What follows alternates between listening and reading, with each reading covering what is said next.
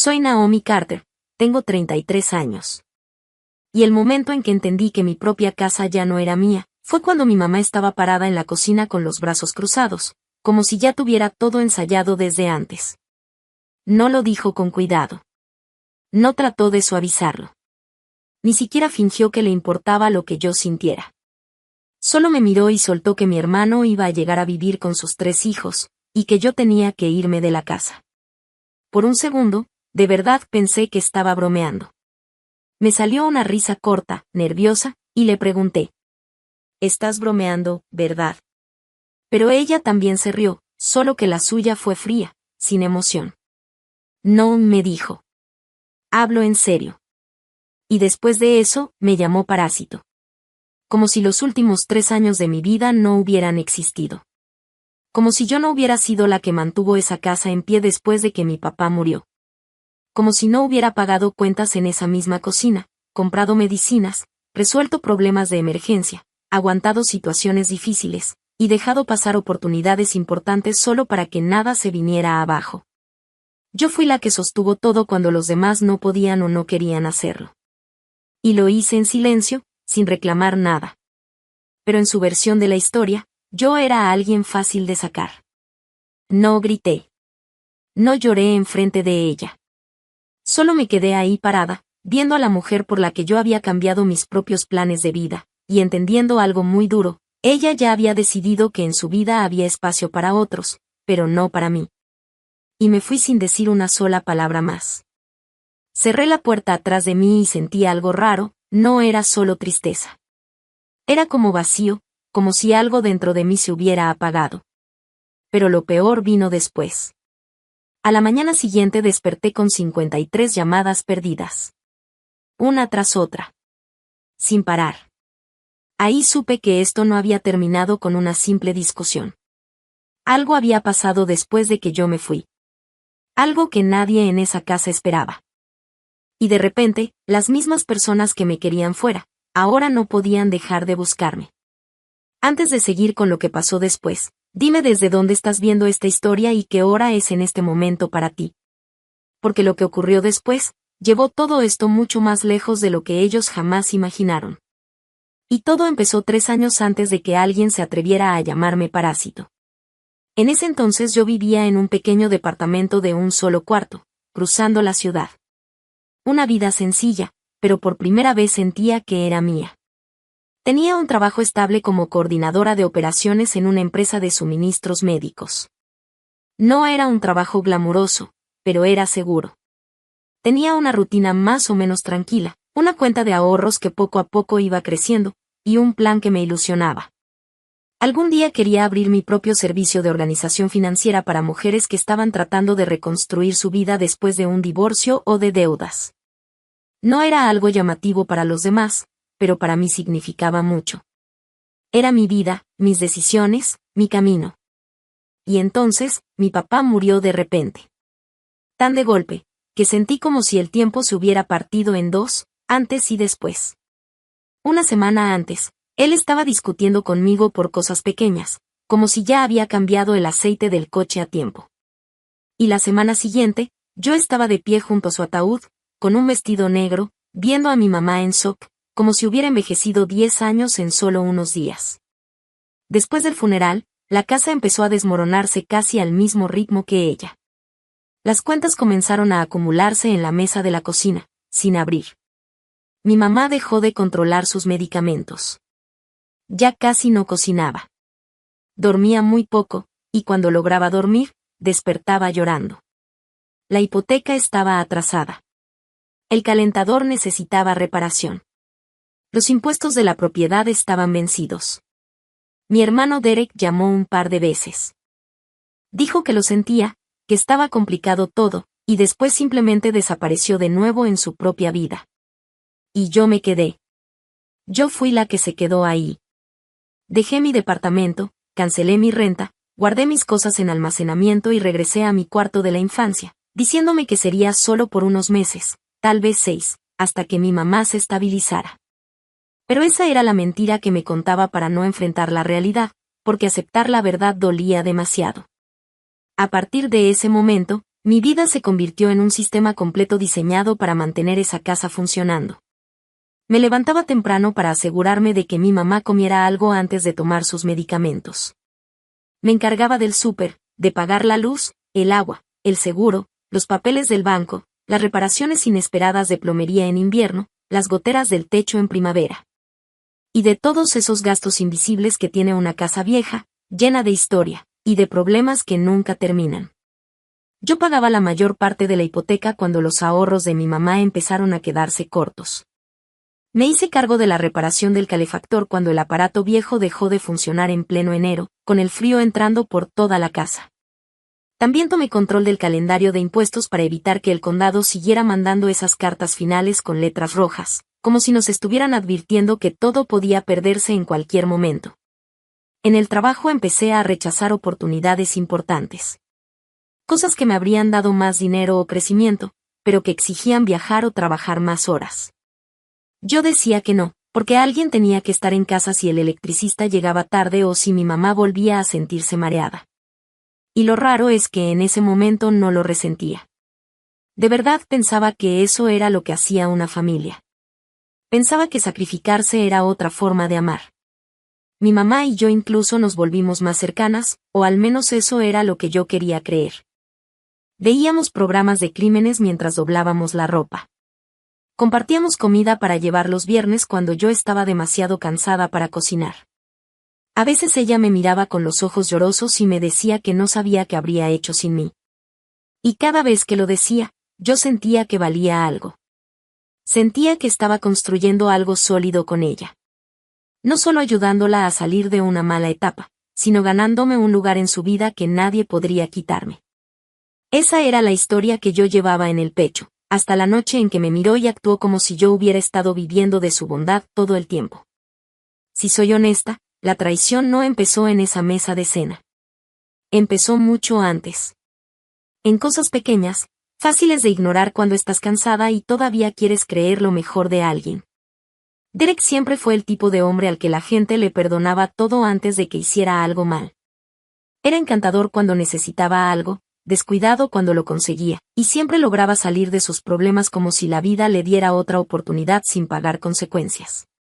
Se movía de ciudad en ciudad, de trabajo en trabajo, de relación en relación, dejando detrás cuentas sin pagar, promesas rotas y problemas que otros terminaban resolviendo. Era mayor que yo, pero mi mamá siempre lo trató como si fuera un prodigio frágil. Como si el mundo fuera demasiado duro para él, y como si el resto de nosotros estuviéramos aquí solo para amortiguar su caída. Él llamaba lo suficiente para seguir cayendo bien con mi mamá, pero nunca tanto como para que algo serio o una responsabilidad real lo alcanzara. Así que cuando ella empezó a sonreírle al teléfono otra vez, a encerrarse a hacer llamadas privadas en el cuarto de la lavadora, y de repente a hacerme preguntas demasiado específicas sobre mis horarios de trabajo. Yo lo noté. Solo que en ese momento no entendía todavía qué estaba pasando en realidad. Cerca de ese tiempo, un hombre del grupo de la iglesia de mi mamá empezó a aparecer más seguido en la casa. Se llamaba Ron Mercer, y desde el primer día que entró a nuestra casa, se comportaba como alguien que estaba probando hasta dónde podía mover los muebles sin que nadie le dijera que no. En público era educado. Pero en privado tenía una actitud arrogante, como si siempre estuviera midiendo a los demás. Tenía esa costumbre molesta de decir cosas ofensivas y luego reírse, como si la risa borrara lo que acababa de decir. En las cenas, me miraba y me soltaba cosas como: ¿nunca has pensado en mudarte sola otra vez? Oh. Debe ser bonito tener una red de seguridad asegurada. Yo me repetía que podía tolerarlo si eso hacía feliz a mi mamá. Pero empecé a notar algo más inquietante. Ella cambiaba cuando él estaba cerca. Se volvía más dura conmigo. Más a la defensiva. Como si de pronto necesitara justificar todo lo que yo hacía, o incluso cambiar la versión de los hechos en el momento. La cocina que yo limpiaba ya nunca estaba lo suficientemente limpia. Las compras que yo hacía estaban mal, según ella. La casa que yo había mantenido por años, empezó a convertirse, en su nueva versión de la realidad, en un lugar donde yo me había acostumbrado demasiado y ya no hacía suficiente. Y luego empezaron las señales físicas. Un día aparecieron sobre la mesa del comedor unos formularios de inscripción escolar. Y al siguiente día desaparecieron sin explicación, justo cuando yo entraba a la casa. El garaje fue vaciado completamente, sin que nadie pudiera darme una razón clara. Y un viernes por la tarde llegaron 3 colchones individuales. Sí, 3. Mientras yo todavía estaba en el trabajo. Cuando pregunté qué era eso, mi mamá solo dijo que la iglesia estaba haciendo una donación, y cambió el tema antes de que pudiera seguir preguntando. Y entonces, un sábado, regresé de la farmacia y me encontré 2 cajas con mi ropa de invierno. Selladas con cinta, al lado de las escaleras del sótano. Ahí fue cuando entendí que algo ya se estaba moviendo a mis espaldas. Ella me dijo que solo me estaba ayudando a organizarme. Otra noche la escuché riéndose bajito por teléfono, en la cocina, y diciendo: No, ella todavía no se ha dado cuenta. Esa frase se me quedó clavada como una espina. Maya, mi mejor amiga, ya me había dicho que algo no estaba bien mucho antes de que yo quisiera aceptarlo. Un día estábamos tomando café después del trabajo y me miró seria. Naomi, me dijo, estás actuando como alguien que sabe que viene una tormenta, pero sigue diciendo que solo es viento. Yo me reí para quitarle importancia, porque no quería sonar paranoica. Pero por dentro, ya estaba en alerta, como esperando que algo explotara en cualquier momento. Lo que terminó rompiendo mi negación fue una conversación de mi mamá, una noche cualquiera, como si no fuera nada importante. Me preguntó si podía desocupar mi closet del cuarto pronto, porque tal vez íbamos a necesitar más espacio para invitados. Invitados. No dijo familia. No dijo niños. Dijo invitados. Como si el cuarto donde yo había dormido por 3 años, el mismo cuarto al que regresé para ayudarla a reconstruir su vida con mi dinero, mi tiempo y mi energía, ahora pudiera cambiar de dueño con una frase vaga. Aún así, yo seguía intentando convencerme de que todo iba a estar bien. Me decía a mí misma que mi mamá nunca me iba a humillar de verdad. Que había límites que incluso ella no cruzaría. Pero todavía no entendía que esos límites ya los había cruzado, en su mente, mucho antes de decirlo en voz alta. La noche en que todo se vino abajo empezó con una cena especial. Y debía haberlo visto venir desde el principio. Mi mamá solo cocinaba así cuando quería controlar la conversación. Hizo carne guisada con puré de papa, como la que le gustaba a mi papá. Sacó los platos buenos, los que casi nunca se usaban. Y hasta abrió una botella de vino, un día entre semana. Ron ya estaba ahí. Fingía ayudar, pero en realidad solo andaba rondando, observando todo como si fuera parte de la escena. Desde que entré por la puerta, sentí que todo estaba armado. Como si yo no hubiera llegado a una casa, sino a un escenario. Pero estaba tan cansada que no tenía fuerzas para pelear todavía. Me cambié la ropa de trabajo, bajé otra vez a la cocina y me senté en la mesa, tratando de ignorar la sonrisa rara y apretada de mi mamá, esa sonrisa que no llegaba a sus ojos. Los primeros 10 minutos ella estuvo hablando de cosas sin importancia, un small talk tan falso que en realidad me ponía más nerviosa que el silencio. Era como si estuviera llenando el aire solo para no decir lo que de verdad quería decir. Y luego, de repente, dejó el tenedor en el plato, me miró directo y soltó que Derek se iba a regresar a vivir. Me quedé congelada. Y antes de que pudiera siquiera procesarlo, siguió hablando. Dijo que a él estaba yendo mal, que todo se le había desordenado en la vida, que venía con sus hijos y que necesitaban estabilidad. Esa parte, por sí sola, no me enojó. Me sorprendió, sí, pero mi mente ya estaba trabajando en cómo podríamos acomodarnos. Pensé en soluciones rápidas. Tal vez los niños podrían quedarse en el cuarto de visitas. Tal vez el cuarto de la oficina se podía convertir en otro dormitorio por un tiempo. Yo ya estaba en modo resolver el problema, intentando hacer espacio para todos. Pero justo cuando pensaba eso, ella dijo la parte que lo cambió todo. Dijo que los niños necesitaban más espacio, que Derek necesitaba tiempo para levantarse otra vez, así que yo tenía que irme de la casa para el fin de semana. Literalmente me reí. No porque fuera gracioso, sino porque era tan absurdo que mi cerebro simplemente lo rechazó de golpe, como si no pudiera ser real. Le pregunté si estaba bromeando. Ella sonrió de una forma rara. Ligera, como si le gustara verme confundida, y me dijo que hablaba completamente en serio. Me quedé mirándola en silencio, esperando algún tipo de corrección, alguna explicación que hiciera que todo eso sonara menos loco. Pero no. En lugar de eso, lo reafirmó. Dijo que Derek tenía 3 hijos que cuidar. Que yo ya era adulta y capaz. Que ya había vivido ahí suficiente tiempo. Y entonces Ron, que no tenía ningún derecho legal, ni moral, ni siquiera una historia emocional en esa casa, se recargó en la silla y dijo: tal vez este era el lugar que necesitaba para por fin empezar mi propia vida. Ahí los miré a los dos, y sentí algo frío atravesarme por dentro. Pero no era dolor al principio. Era claridad. Respiré hondo y, lo más calmada que pude, le recordé a mi mamá algo muy simple. Que yo era la que había estado pagando la mayoría de las cuentas. Que cuando el calefactor se descompuso, yo lo pagué. Que cuando el techo empezó a gotear, yo también lo arreglé con mi dinero. Cuando llegó el aviso de los impuestos de la propiedad con recargos por atraso, yo también cubrí la diferencia para que no siguiéramos acumulando problemas. Y no me quedé callada. Le recordé todo. Le dije que Derek no había estado ahí cuando ella no podía ni levantarse de la cama. Cuando yo la llevaba a especialistas. Cuando me sentaba con ella en salas de emergencia. Cuando yo rechazaba promociones en el trabajo porque alguien tenía que mantener esa casa funcionando. Y ella no se veía avergonzada. Se veía molesta. Como si todo eso le estorbara. Y entonces dijo la frase que, creo, había estado construyendo en su cabeza desde hacía meses. Actúas como si ayudar a tu familia te diera derecho a ser dueña de la casa. Yo le respondí, sin levantar la voz. No. Actúo como si merecer un trato justo significara no ser sacada de la casa que yo ayudé a mantener en pie. En ese momento, su cara cambió por completo. Toda la suavidad desapareció. Se inclinó hacia adelante y me llamó parásito. Dijo que me había quedado demasiado tiempo.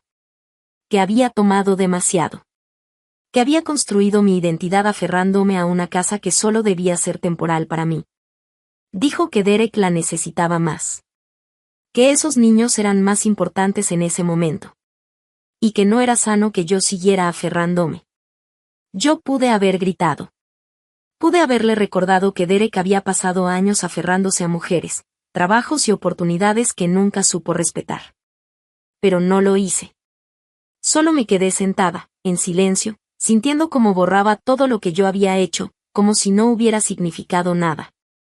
Y lo peor ni siquiera fue el insulto. Fue la seguridad con la que lo decía.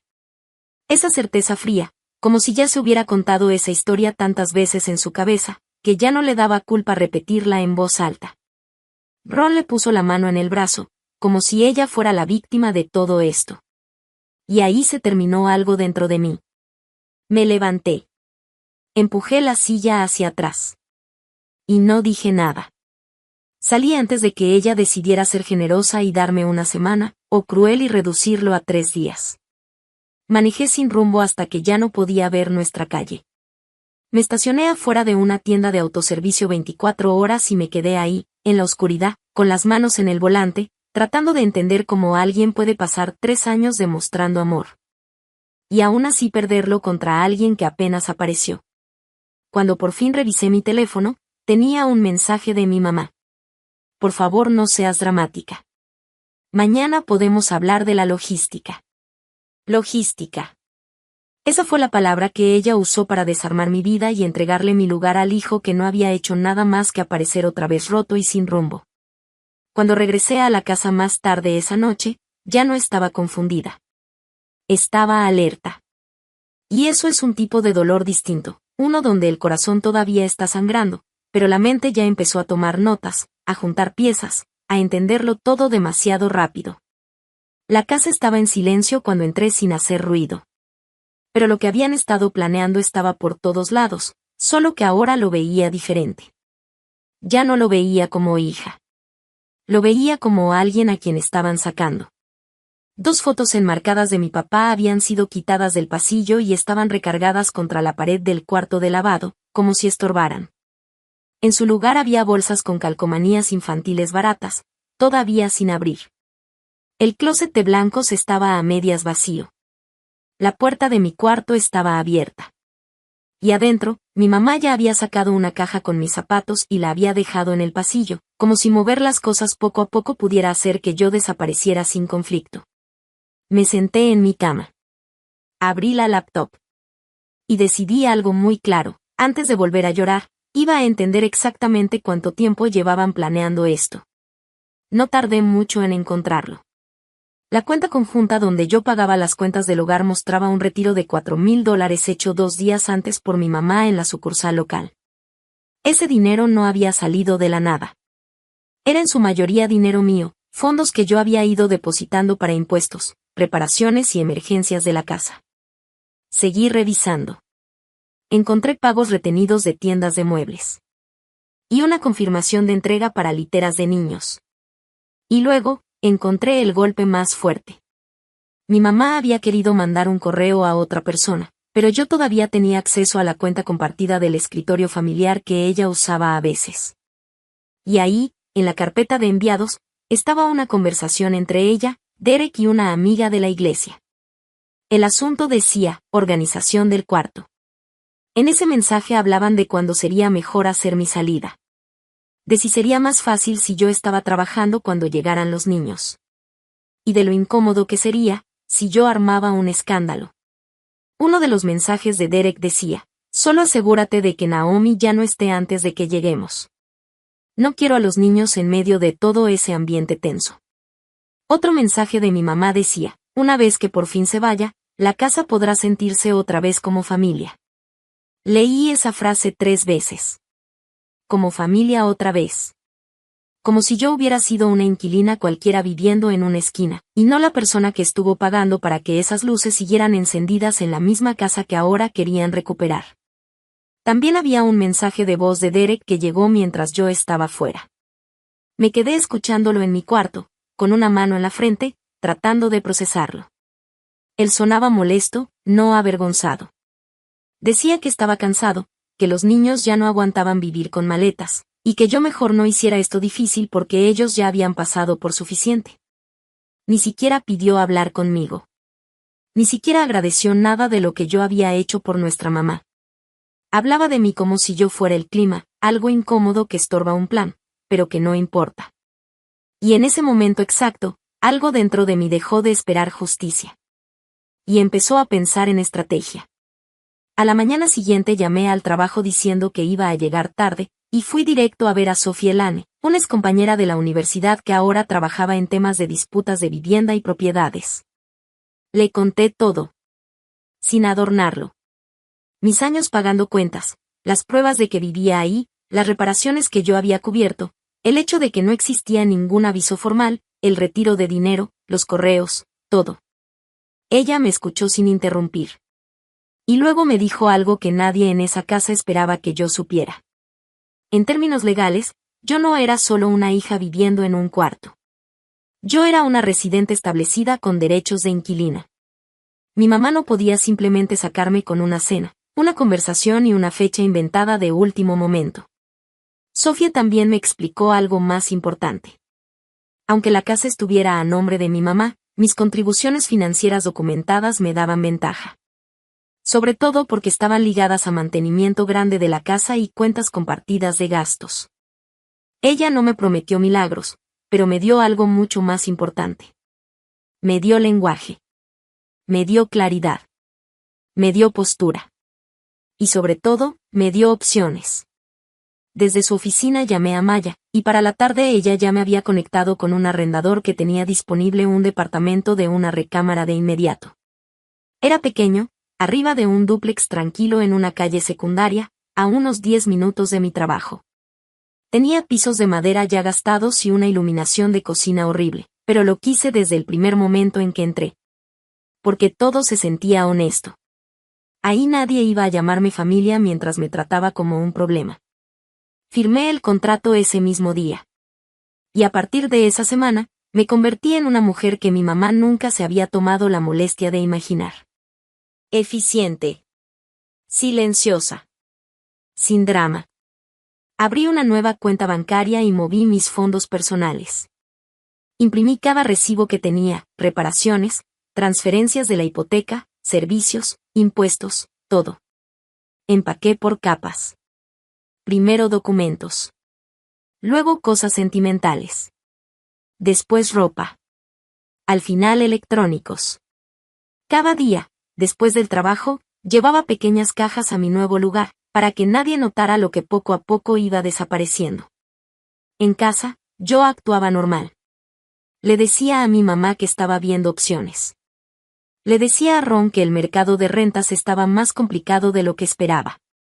Los dejé creer que el miedo me había hecho obediente. Mientras tanto, yo ya estaba organizando el momento exacto en que entenderían lo mal que me habían calculado. El viernes por la mañana, mi mamá salió temprano para ir a recoger a Derek y a los niños al aeropuerto. Ron pensaba encontrarse con ellos después. Antes de irse, se detuvo en la cocina.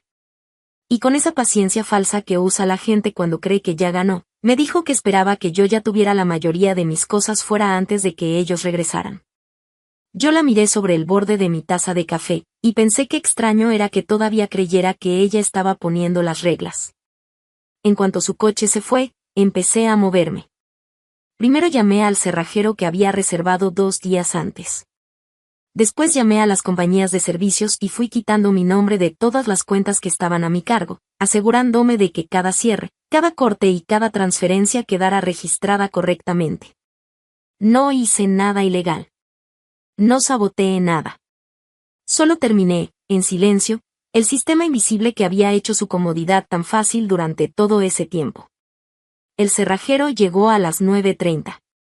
Para las 11, todas las cerraduras exteriores de esa casa ya habían sido cambiadas. Mientras él trabajaba, Maya y un compañero mío del trabajo, Julian, me ayudaron a sacar lo último de mis muebles y las cajas que había dejado escondidas para no levantar sospechas. Yo solo me llevé lo mío. No toqué nada de mi mamá. No rompí nada. No hice daño a nada. En la mesa de la cocina dejé una carpeta. Adentro estaban copias de transferencias bancarias, facturas de reparaciones, pagos de impuestos, recibos de servicios, pruebas de residencia y una carta formal de Sofía explicando mi posición legal y la solicitud de negociación por el dinero invertido. Encima de todo eso, dejé una frase escrita a mano. Si era lo suficientemente buena para pagar esta casa, también era lo suficientemente buena para ser tratada conforme a la ley. Para las 12:15 ya estaba en mi nuevo departamento. Estaba rodeada de cajas, comiendo galletas sobre el fregadero porque estaba demasiado acelerada como para sentarme. A las 12:38 llegó la primera llamada. Luego otra. Luego 6 mensajes en 2 minutos. Para la 1, la pantalla de mi teléfono parecía tener pánico.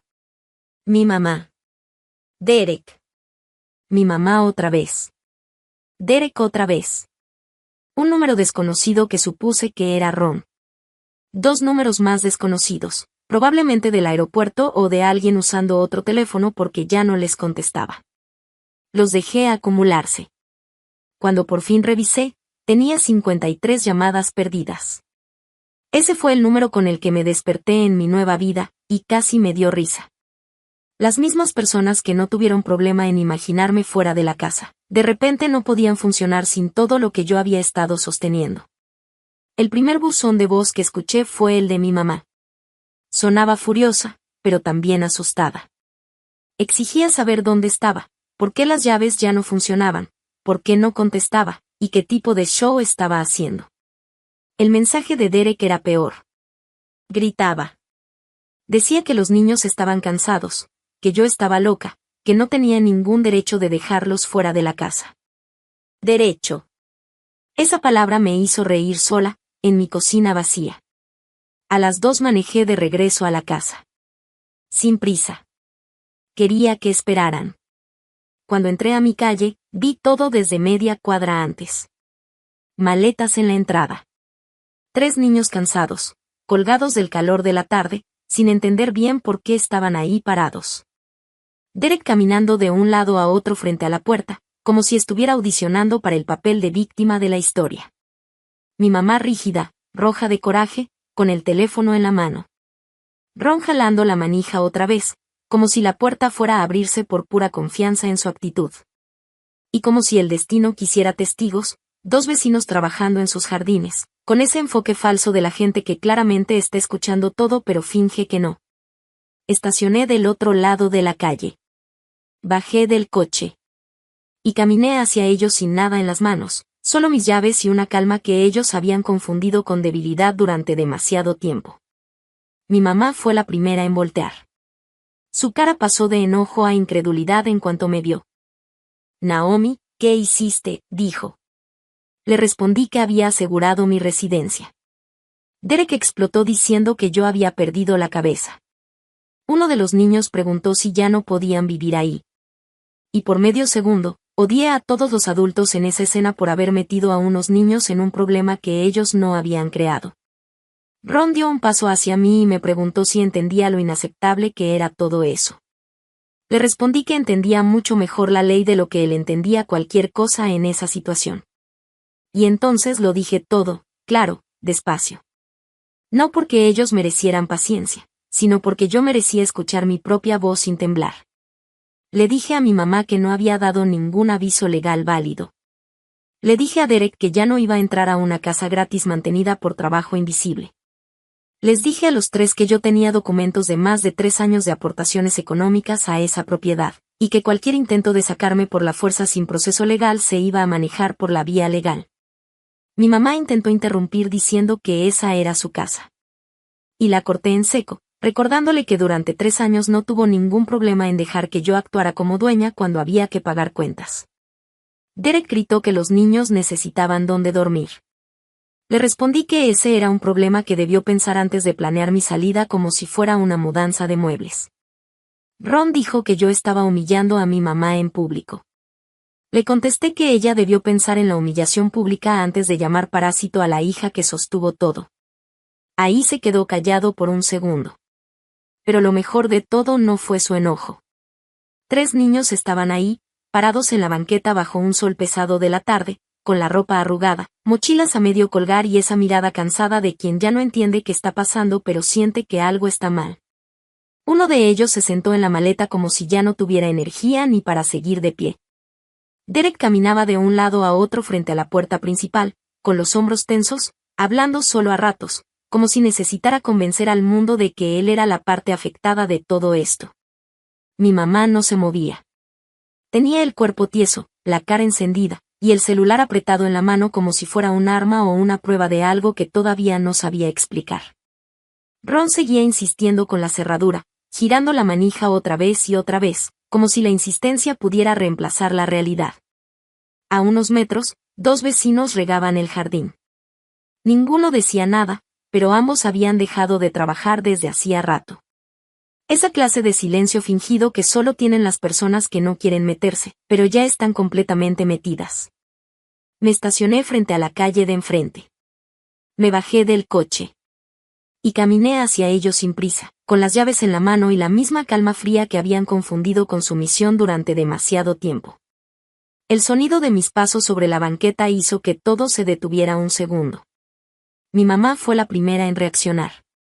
Cuando me vio, su expresión cambió de inmediato, como si no hubiera calculado esa parte del escenario.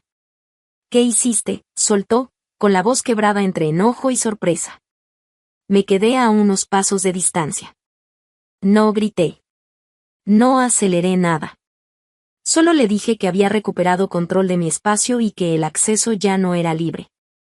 Derek soltó una risa seca, nerviosa, de esas que no tienen humor. Dijo que estaba exagerando, que esto era una locura, que yo no podía simplemente cambiar todo. Uno de los niños volvió a preguntar si ahora iban a dormir ahí o no. La pregunta cayó pesada. Se notó como el aire se volvió incómodo para todos los adultos presentes. Por un momento, la escena dejó de ser una pelea de poder, y se sintió como lo que realmente era, adultos usando decisiones egoístas sin medir a quien arrastraban en medio. Ron dio otro paso hacia mí. Tenía el pecho inflado, como si estuviera acostumbrado a que la gente se intimidara con su tono. Me preguntó si era consciente de lo que estaba haciendo. Le respondí que sí, y que además estaba completamente informada de mis derechos en esa situación. No levanté la voz. No me moví del lugar. Solo empecé a explicar, una por una, las cosas que ellos habían ignorado o asumido que no importaban. Le dije a mi mamá que no existía una notificación formal ni un proceso adecuado para lo que intentaron hacer. Le recordé a Derek que no podía aparecer después de años de ausencia y asumir control sobre un espacio sostenido por el trabajo de otra persona. Les expliqué que cada pago, cada recibo, cada transferencia estaba documentada y respaldada. Y que cualquier intento de sacarme sin procedimiento iba a tener consecuencias legales claras. Mi mamá intentó interrumpirme varias veces, diciendo que todo eso no era necesario, que esa era su casa, como si repetirlo cambiara los hechos. Pero la detuve con la mirada y le recordé algo muy simple. Durante años no tuvo problema en aceptar mi ayuda cuando había que cubrir cuentas, arreglos o emergencias. Derek golpeó el aire con la mano, frustrado, diciendo que los niños no podían estar ahí en la calle. Le respondí que ese problema no nació en ese momento, sino cuando decidieron organizar una expulsión como si fuera algo simple y sin consecuencias. Ron intervino otra vez, diciendo que todo esto era una falta de respeto hacia mi madre frente a otras personas. Miré hacia los vecinos, que seguían ahí, fingiendo que no escuchaban. Y le dije que la falta de respeto empezó mucho antes, cuando alguien creyó que podía borrar a otra persona de una casa como si nunca hubiera existido su esfuerzo. El silencio que siguió fue pesado. Nadie habló de inmediato. Y lo más fuerte de todo no fue el enojo en sus caras. Fue darse cuenta de que esta vez ya no había improvisación, ni miedo, ni duda en mí. Era su confusión. Todo el plan que habían armado se sostenía en una sola idea, que yo iba a llorar, a suplicar, tal vez a salir hecha un desastre emocional, y luego desaparecer en silencio con lo poco de dignidad que decidieran dejarme. Pero no estaban preparados para otra cosa. No estaban preparados para documentos. No estaban preparados para lenguaje legal. No estaban preparados para verme llegar tranquila, en control, y ya con un lugar propio donde quedarme. Saqué una llave nueva y se la di a mi mamá. Le dije que podía entrar a la casa, porque no tenía intención de dejar a los niños afuera en la calle. Pero también le dejé claro que el tema de mi salida y el dinero que me correspondía se iba a manejar por la vía legal y por escrito. Le dije que el folder que estaba en la mesa de la cocina explicaba todo. Le dije que me había ido porque ya no quería vivir con personas que podían sonreír mientras me borraban de sus decisiones. Pero que irme por voluntad propia no borraba lo que me debían. Derek me acusó de chantaje. Le respondí que no. Que el chantaje implica amenazas. Esto era otra cosa. Esto era contabilidad. Mi mamá me miró en ese momento con algo que no había visto en mucho tiempo. No era amor. No era orgullo. Ni siquiera culpa. Era miedo mezclado con reconocimiento. Estaba entendiendo, quizá por primera vez, que ser la hija responsable no significaba que yo iba a obedecer para siempre. Uno de los niños jaló a Derek de la manga y le preguntó si por favor ya podían entrar. Derek murmuró algo entre dientes, tomó la llave de la mano de mi mamá y abrió la puerta. Yo me hice a un lado. Mientras ellos metían las maletas a la casa que yo prácticamente había sostenido con mi dinero y mi esfuerzo, le dije una última cosa a mi mamá antes de darme la vuelta. Tenías razón en algo, le dije. Debí construir mi propia vida. Solo debí hacerlo mucho antes de que confundieras mi amor con permiso para usarme. Y me di la vuelta. Caminé hacia mi coche. Detrás de mí, sus voces se mezclaban y se hacían más tensas mientras avanzaba por la entrada. Por primera vez en 3 años, nada de eso me pertenecía. Y lo más importante de todo es esto. La venganza, al menos la que de verdad cambia tu vida, casi nunca es un solo momento dramático. Es una decisión que se va construyendo en silencio, mucho antes de que alguien se dé cuenta. Lo que ellos sentían en ese momento no era solo enojo, era desconcierto. Habían armado todo ese movimiento como si fuera una escena sencilla, yo rompiéndome, perdiendo el control, aceptando la expulsión sin resistencia y desapareciendo después como si nada hubiera pasado. Ese era su guión. Pero no contemplaron lo más importante. No contemplaron que yo ya no estaba improvisando. No contemplaron que alguien que ha sostenido una casa entera durante años aprende a ver las cosas de otra manera cuando deja de pedir permiso. y mucho menos imaginaron que yo ya tenía un lugar propio, ordenado, listo, como si la vida ya hubiera seguido sin pedirles autorización. Cuando saqué la llave nueva, el metal brilló un segundo bajo la luz de la tarde. La dejé en la mano de mi mamá. No con enojo. No con dramatismo. Solo con decisión. Le expliqué que no tenía intención de bloquear el acceso a los niños, porque ellos no eran responsables de nada de esto. Pero también dejé claro que la situación ya no se iba a manejar con conversaciones improvisadas en la entrada. Todo lo relacionado con mi salida, mis aportaciones económicas y el uso del dinero compartido ya estaba documentado. Y a partir de ese momento, cualquier cosa se iba a manejar por escrito. La carpeta sobre la mesa no era decoración. Era evidencia organizada, transferencias, recibos, contratos, movimientos bancarios, correos impresos. Todo lo que durante años había sido invisible ahora estaba reunido en un solo lugar. Les dije que me había ido porque había llegado a un punto donde la convivencia ya no era sostenible emocionalmente, no por impulso, sino por claridad. Y que elegir irme no significaba renunciar a lo que era justo. Derek soltó una risa breve, incrédula, y dijo algo sobre abogados y exageraciones. Yo lo miré sin cambiar el tono y le respondí que no había exageración en registrar movimientos financieros ni en proteger tu propia estabilidad. Le aclaré que lo que él llamaba problema era simplemente un proceso formal que ellos nunca pensaron que yo activaría. Mi mamá no respondió de inmediato. Por primera vez, no tenía una frase lista. Solo me observaba. Y en su expresión había algo incómodo, casi vulnerable. Como si estuviera viendo a alguien que conocía desde siempre, pero que ya no encajaba en la versión que ella había construido en su mente. No era arrepentimiento. Era el momento exacto en el que una persona entiende que perdió control de la narrativa. Uno de los niños volvió a insistir, esta vez más bajito, preguntando si podían entrar porque hacía calor afuera. Esa frase rompió la tensión un poco, recordando lo absurdo de tener una discusión adulta en medio de menores cansados con maletas en la banqueta. Derek finalmente abrió la puerta con la llave que le habían pasado. El sonido del cerrojo girando se sintió más definitivo de lo que debería. Mientras entraban, el ruido de ruedas arrastrándose sobre el piso, respiraciones agitadas y pasos rápidos llenó el espacio que yo había sostenido durante tanto tiempo.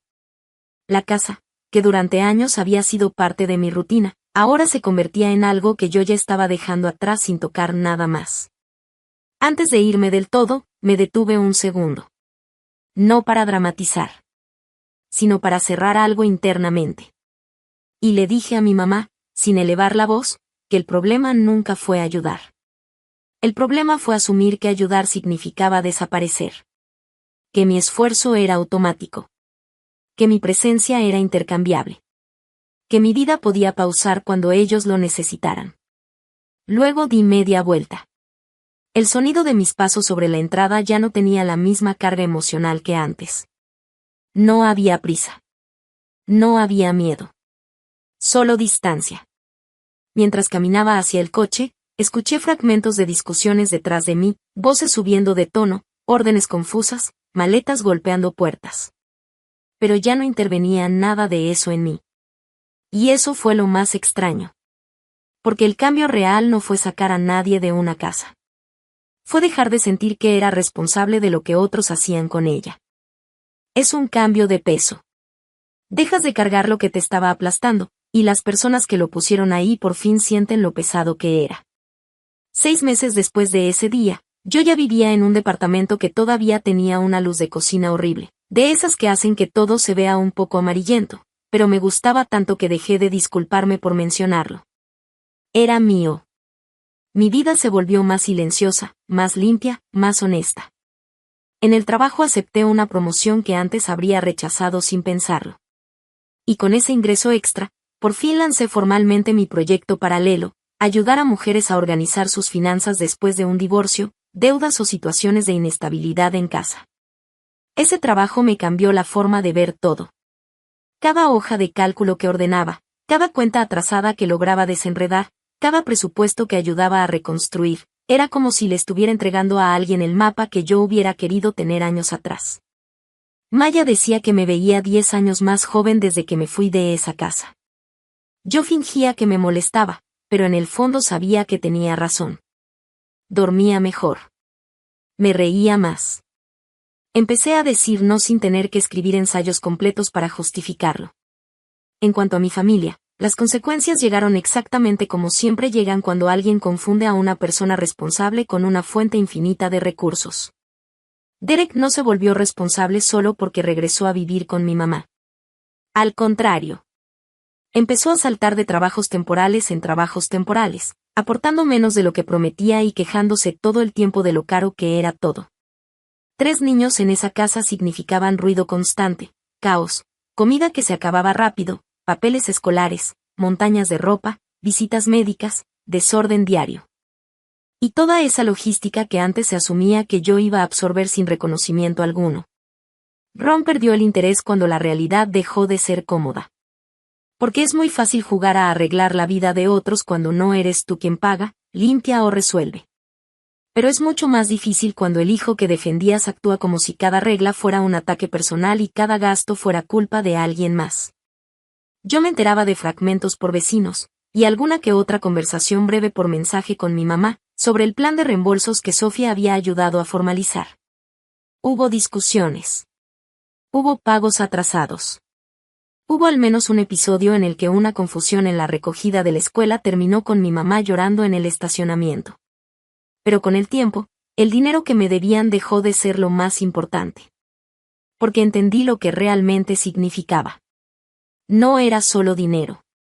Era prueba. Prueba en papel de que yo no me había imaginado todo lo que hice. Prueba de que lo que di tenía valor, aunque ellos hubieran intentado llamarlo obligación o dependencia. Y eso, más que cualquier otra cosa, fue lo que realmente cerró la historia. El cambio no se siente como un momento grande, se siente como algo que se va acomodando poco a poco, como si tu vida dejara de estar en modo emergencia sin que te des cuenta exactamente cuándo pasó. 6 meses después de salir de esa casa, ya no estaba sobreviviendo. Estaba viviendo.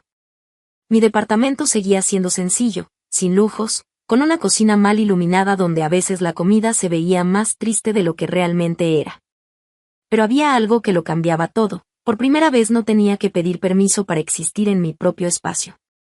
Empecé a dejar cosas fuera sin pensar en si alguien las iba a mover o criticar. Una taza en el fregadero. Un suéter en la silla. Silencio sin tensión. Era extraño lo rápido que el cuerpo se desacostumbra a la alerta constante cuando por fin deja de necesitarla. En el trabajo, la promoción llegó en una junta que yo esperaba solo como observadora. No estaba planeado que hablara mucho, pero al final terminé presentando un análisis que había estado preparando por semanas. Cuando me ofrecieron el puesto, no sentí euforia exagerada, sentí algo más tranquilo, estabilidad. Lo acepté sin dudar. Y con ese cambio, decidí formalizar algo que ya venía creciendo en mí desde antes, ayudar a mujeres que estaban saliendo de relaciones difíciles o situaciones económicas complicadas. No era solo un proyecto. Era una forma de darle sentido a todo lo que yo había aprendido a la fuerza. Trabajaba con casos donde el desorden financiero no era solo números, sino historias rotas, decisiones tomadas bajo presión, cuentas mezcladas con emociones, miedo disfrazado de rutina. Recuerdo una clienta que lloró cuando por fin entendió su propio presupuesto. No por el dinero, sino porque por primera vez sentía que alguien le había explicado su vida sin juzgarla. Ahí entendí que lo mío no era solo organización. Era reconstrucción. Maya me visitó un domingo y se quedó mirando mi sala como si estuviera evaluando a una persona nueva. Dijo que parecía otra versión de mí. Más ligera. Más centrada. Yo le dije que estaba exagerando, pero en realidad sabía lo que quería decir. Dejé de cargar conversaciones que no iban a ningún lado. Dejé de justificar decisiones simples. Incluso mi forma de hablar cambió. Menos explicaciones, más afirmaciones. En cuanto a mi familia, el tiempo hizo lo que siempre hace cuando se quitan piezas clave de un sistema que nadie quería reconocer. Derek no se transformó en alguien estable. Seguía en ciclos repetidos, trabajo temporal, promesas de cambio, frustración, salida rápida. En la casa, su presencia era constante pero no resolutiva. Mucho movimiento, poca estructura. Los niños crecían en medio de rutinas inestables, horarios cambiantes, actividades escolares que a veces se olvidaban, comidas improvisadas. No era un caos explosivo, era desgaste diario. Mi mamá intentaba sostener todo, pero se le notaba el cansancio en la postura, en la forma de hablar, en cómo respiraba antes de responder cualquier cosa. Ron, por su parte, desapareció del panorama con el mismo entusiasmo con el que había llegado. Cuando las cosas dejaron de parecer fáciles, simplemente dejó de involucrarse. Yo me enteraba de fragmentos sueltos. Un vecino comentando que habían discutido afuera. Un mensaje corto sobre pagos atrasados. Una llamada breve donde mi mamá hablaba más rápido de lo normal, como si no quisiera detenerse demasiado en el tema. El acuerdo de reembolsos que Sofía había estructurado seguía su curso, pero ya no era una batalla emocional para mí. Era un registro. Algo frío, ordenado, inevitable. Lo que más me sorprendía no era la tensión que quedaba allá. Era la distancia emocional que yo había ganado. Antes, cualquier problema de ellos me arrastraba. Ahora, solo lo veía como información.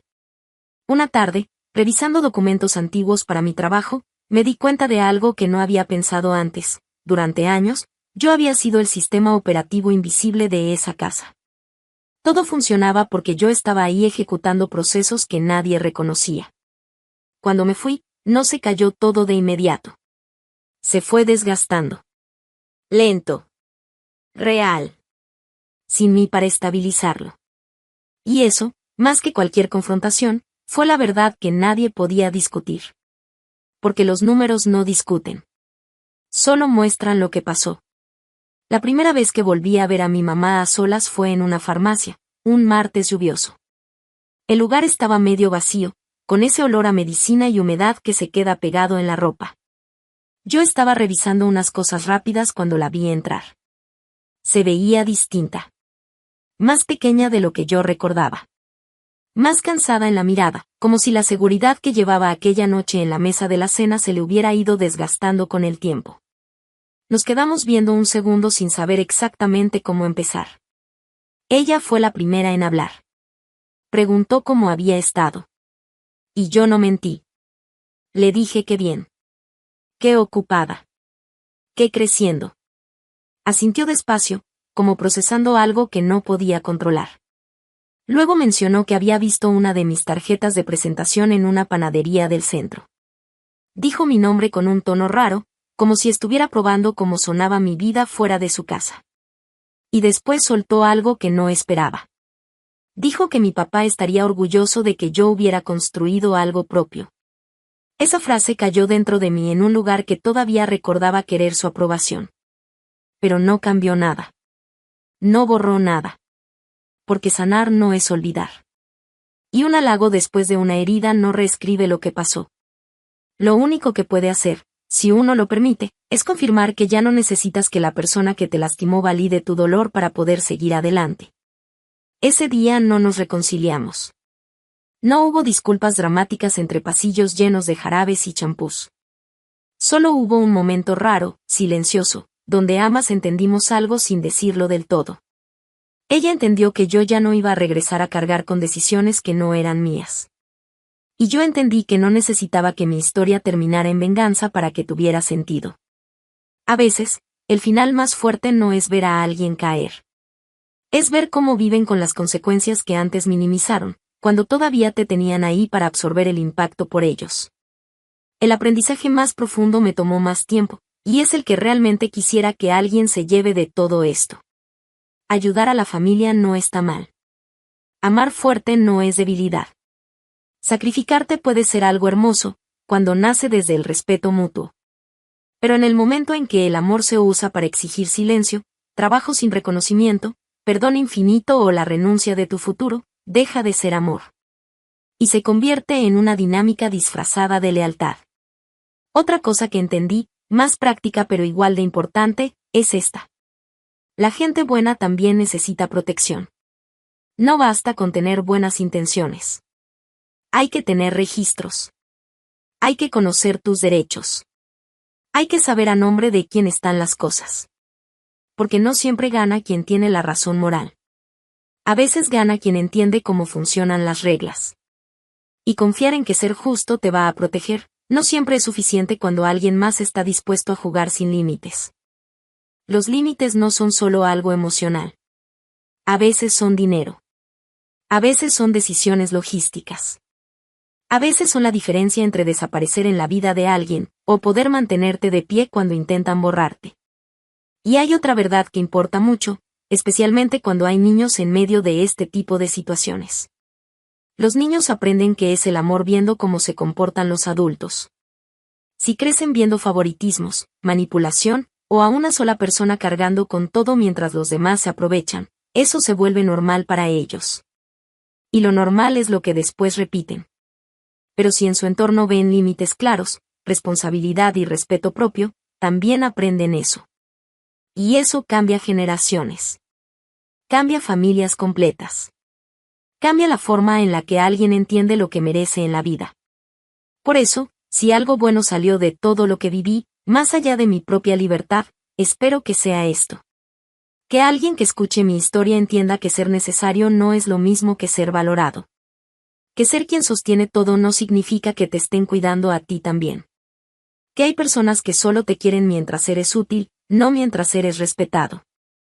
Ojalá alguien que ha estado cargando una casa entera sobre los hombros se dé cuenta de que también tiene permiso de bajarla. Que no es egoísmo querer equilibrio. Que no es maldad pedir justicia. Y que cuidarte a ti mismo no es traicionar a nadie. Es sobrevivir. Hoy mi vida no es perfecta. Pero es mía. La construí sin rogar quedarme en lugares donde no había respeto.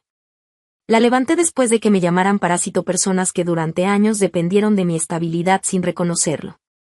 Y lo que más claro tengo ahora es esto. Tu valor no lo define que tanto le sirves a quienes te reemplazarían sin pensarlo si a alguien más les conviene más. Tu valor está en cómo te tratas a ti mismo. En los límites que decides sostener. En las decisiones que tomas cuando ya no quieres desaparecer para que otros estén cómodos.